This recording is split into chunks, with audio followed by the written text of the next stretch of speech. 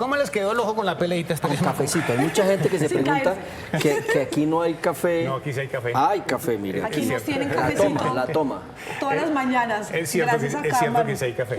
Bueno, ¿cómo les quedó el ojo con la peleita entre el ministro Luis Fernando Velasco y los gobernadores? Dice el ministro, estos son unos hipócritas, y dice los gobernadores, ese es un ministro incompetente. A lo que a uno le llama la atención, Jorge, es que sea todo este jaleo en plena época preelectoral, ¿no? Yo creo que hay un poco de todo y voy a repetir algo que dijimos en algunas de nuestras sesiones anteriores.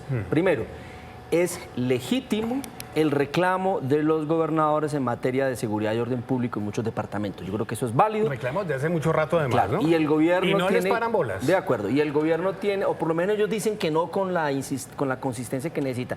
El gobierno tiene que tomar nota sobre eso y sobre eso, digamos, no hay discusión.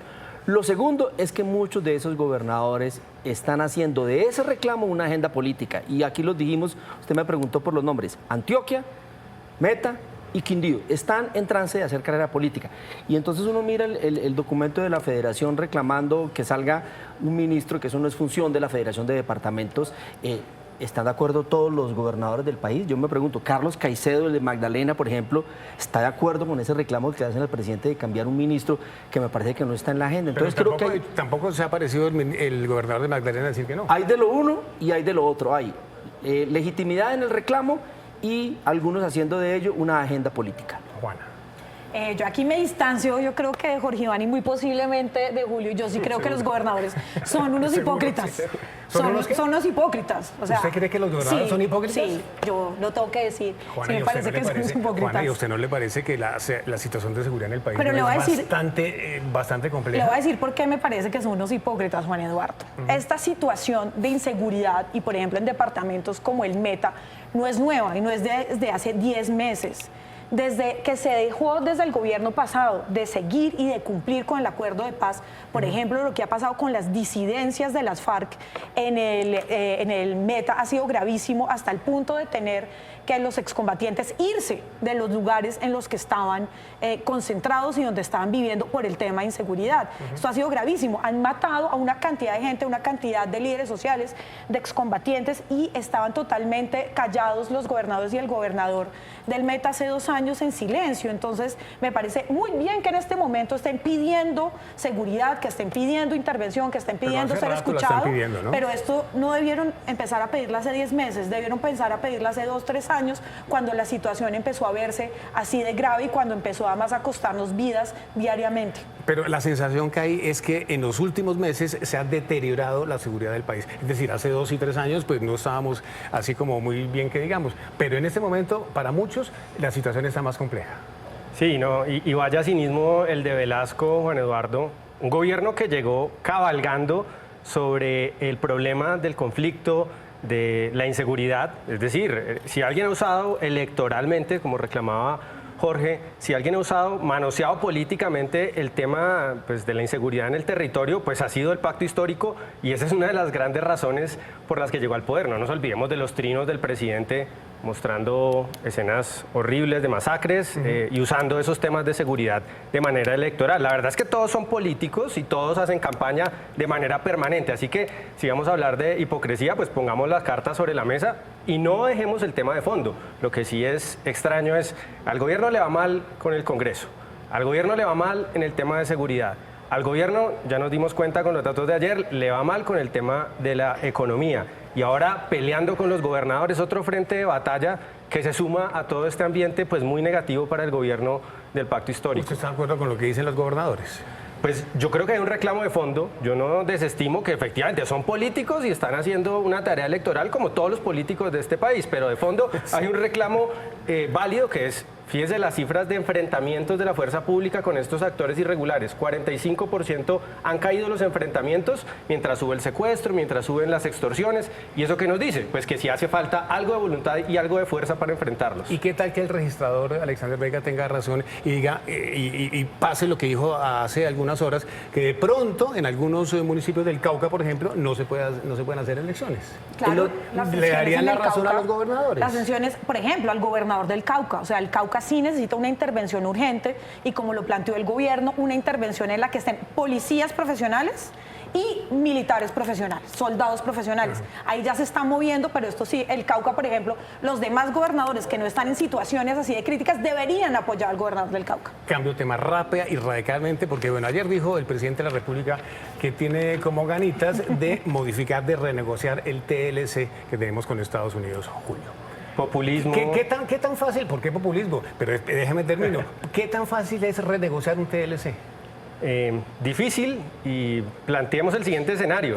Imagínense renegociar el TLC con una posible, que es probable, no hay que descartar, una posible presidencia de Donald Trump, el presidente de Estados Unidos de los últimos tiempos más proteccionista. Ese nos renegocia esto. Imagínense que vamos a renegociar. Vamos a renegociar peores condiciones comerciales pues para los empresarios del país. Y el presidente ayer, para justificar esa renegociación, nos planteaba algo que es absolutamente falso. Decía que el TLC nos prohíbe, por ejemplo, sembrar maíz. Eso no tiene ni pies ni cabeza. El TLC no prohíbe sembrar maíz. Si importamos maíz y consumimos mucho maíz, sobre todo de Estados Unidos, es por un tema de competitividad, porque aquí somos buenos sembrando café, somos buenos en el tema de las flores y no somos tan buenos, por ejemplo, con el trigo o con el maíz. Entonces, poner eso como excusa para los problemas del campo es una salida facilista que ha demostrado ser falsa una y otra vez. ¿Le suena esa excusa, Juana? Bueno, yo soy menos apocalíptica que Julio y espero que no tengamos a Trump de presidente en Estados Unidos desde la cárcel, ¿no? Eso lo piensan mucho, sí. Porque eso es un tema, sí, es un panorama bien apocalíptico para Estados Unidos y para el mundo. Bueno, yo creo que es interesante, digamos, y que que puede haber puntos que se puede renegociar, aunque estoy de acuerdo con Julio, extrañamente, que claro, es muy complicado. Pero hay una discusión sobre la renegociación de ciertos puntos del TLC en cuanto a la soberanía alimentaria, ¿no? Y sobre a qué se puede además renegociar, además en esta idea y esta necesidad que tiene el país de reactivar el sector agrícola para reactivar la economía colombiana. ¿Usted le ve pies y cabeza, Jorge, a esto? Pues mire, sería la última carta que yo me jugaría. O sea, yo creo que para mejorar la competitividad en el campo hay muchísimas cosas que hay que hacer. En 2 documentos recientes está la hoja de ruta para eso.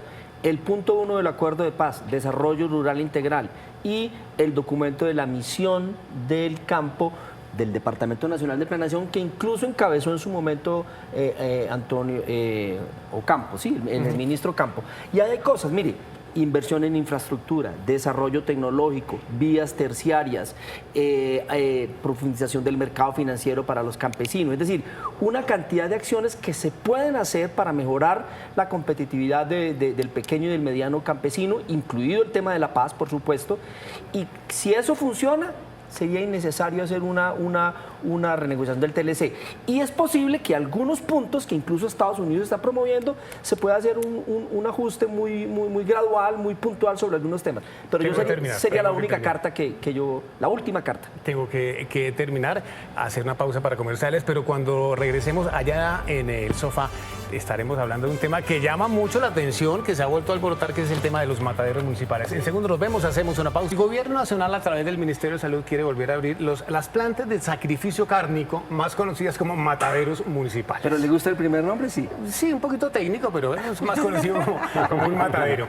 Juana, el propósito del gobierno, dice a través del Ministerio de Salud, es bajar los precios de la carne. Yo no sé si eso es fácil o no es fácil. Aquí hablamos hace un momentico con el doctor Urrea, presidente del gremio de los mataderos, y bueno, dijo que no. A mí tampoco me suena la idea. Yo creo que en cuanto a bajar los precios, la apuesta está sobre todo en bajarlos y a medida y a través de los costos del transporte, que son carísimos. El transporte sale impresionantemente caro. Hay municipios que tienen que hacer trayectos de hasta 118 kilómetros para poder acceder a estas plantas de sacrificio. Entonces hay un problema ahí que está relacionado con la falta de plantas de sacrificio. Hay lugares en los que debería haber 45 plantas, como en Boyacá, y hay 14. ¿no? Entonces el problema va mucho más allá también de cómo los costos pueden bajar implementando estos mataderos, y también se habla de mitigar el sacrificio ilegal, que es una discusión también muy importante que en algún momento hay que dar. Julio, hay muchas discusiones. Algunos dicen el gobierno quiere bajar los precios de la carne. Otros dicen eso va a aumentar el abigeato, es decir, el robo de ganado. ¿Es fácil concretar todas estas ideas en un matadero municipal nuevamente abierto? Hablemos del precio. Pensemos, por ejemplo, en otro sector, en el sector de las telecomunicaciones, cuando la telefonía era un monopolio estatal. Acordémonos cuánto costaba hacer una llamada internacional. Era un precio altísimo y era un monopolio estatal. Sí. Entonces es una ficción hacernos creer que porque tengamos la participación del Estado, porque sea una empresa estatal, el matadero, eso va a significar un menor precio para los consumidores. Y no nos olvidemos, Juan Eduardo, por qué estos mataderos desaparecieron. Había muchos problemas. Uno de los problemas era el volumen de sacrificio, lo que hacía que fueran ineficientes los mataderos. Claro, pues es distinto el costo de un matadero si llegan 1000 reses diarias, así llegan 20 o 5. Y eso significaba que al final, claro, no lo paga de pronto en el precio de la libra de carne, pero los contribuyentes del municipio o los contribuyentes nacionales terminan pagando el costo de una manera u otra. Y lo más grave, el tema de la salubridad. Eran penosas las condiciones sanitarias. Ese es un tema muy en esos complejo. mataderos. Es cierto. Y eso se redundaba en que, bueno, la gente a veces se enfermaba, a veces no sabía si la carne que compraba era, digamos, tenía un buen origen, y eso terminaba afectando, por supuesto, a los ganaderos. Entonces aquí estamos hablando de una solución que afecta muchísimo más de lo que puede beneficiar. Y en cuanto al robo de reses, pues uno no entiende cuál es la relación. ¿Cuál es la relación de abrir un matadero municipal con el robo de reses? Al revés, puede haber incentivos para que se aumente. Lo estábamos mostrando hace algún rato. La República trae aquí en esta edición impresa el artículo. Abrir mataderos municipales bajará los precios de la carne. Yo quiero que ustedes lo miren. Le pregunto, Jorge. Pues mire, es decir, un municipio que tenga un nuevo matadero, un nuevo matadero de reses, ¿se beneficiaría? Pues mire, yo creo que es por la cercanía del viernes. Yo hoy voy por la línea del medio. ¿Sí? La línea del medio indica que, citando al presidente del gremio de los ganaderos, el doctor Lafourie, de Fedegan, él dice que en parte está de acuerdo. Él dice, mire, los pequeños municipios... ¿De acuerdo? Sí, el Fedegan está de acuerdo. Que ahora es mamerto. Claro, y dice que, Juana, por ejemplo, el consumo del pequeño municipio, el consumo propio, con buenas normas fitosanitarias, se puede resolver con la apertura de estos mataderos municipales.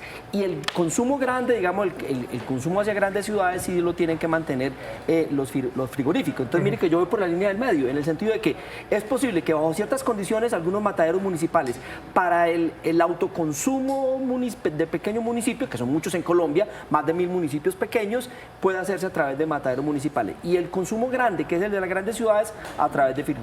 Queridos panelistas, gracias por este tema, un tema bastante importante. Mañana, si Dios lo permite, los volvemos a encontrar.